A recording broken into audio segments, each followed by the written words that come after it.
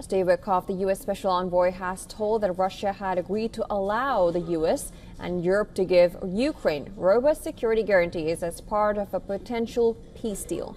Now, speaking to CNN, Witkoff said that both U.S. and Europe could effectively offer Article 5-like language to cover a security guarantee, referring to NATO's principle that an attack on one member is an attack on all. He added that it was agreed by both U.S. and Russia in Alaska summit that the agreement could be an alternative if the Ukrainians can live with it, since Putin has long opposed Ukraine joining NATO.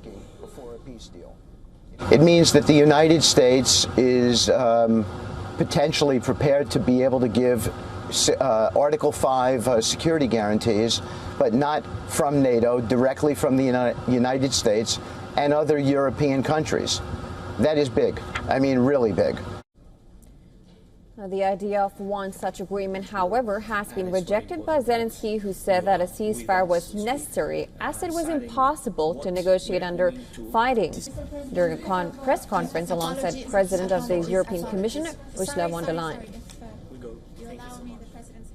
And this is our main task. We need security to work in practice, like Article 5 of NATO, and we consider EU accession to be part of security guarantees. And we have heard from President Trump that America and Putin see it the same way. So we talked about the EU accession negotiations. Now, despite rejection from the Ukrainian leader, EU Chief Ursula von der Leyen hailed the U.S. proposal of an offer of NATO-style security guarantees. We welcome President Trump's willingness to contribute to Article 5-like security guarantees for Ukraine. And the coalition of the willing, including the European Union, is ready to do its share. So what exactly is Article 5 and why does it matter to Ukraine? Now, incorporated in 1949, the primary aim of the North Atlantic Treaty was to create a pact of mutual assistance. And that is to counter the risk that the Soviet Union would seek to extend its control of Eastern Europe to other parts of the continent. Every participating country agreed that this form of solidarity was at the heart of the treaty, effectively making Article 5 on collective defense a key component of the alliance. Now, with the invocation of Article 5, allies can provide any form of assistance they deem necessary to respond to a situation. Now, this is an individual obligation on each ally, and each ally is responsible for determining what it deems necessary in the particular circumstances.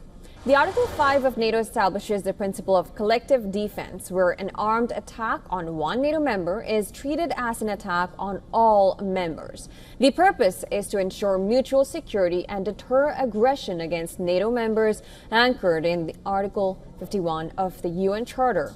It recognizes the inherent right to individual or collective self-defense. Under the article, each member state agrees to assist the attacked party or parties by taking actions deemed necessary, which may include the use of armed forces.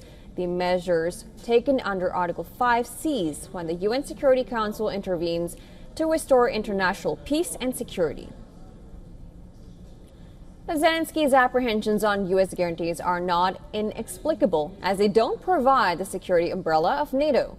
The U.S. guarantees are for non-NATO Ukraine, tailored to its conflict with Russia, as the U.S. has asked Ukraine to give up its demand to join NATO. U.S. guarantees are less formal, potentially non-binding, and lack NATO's military structure. U.S. guarantees emphasize immediate practical support versus Article 5's, like troops, weapons, and logistics. Although historical U.S. guarantees to Vietnam, Afghanistan show inconsistent reliability. The Article 5 of NATO has been invoked just once since its inception after the September 11 attacks, when NATO allies triggered Article 5 and came to America's assistance, leading to NATO-led invasion of Afghanistan against ruling Taliban.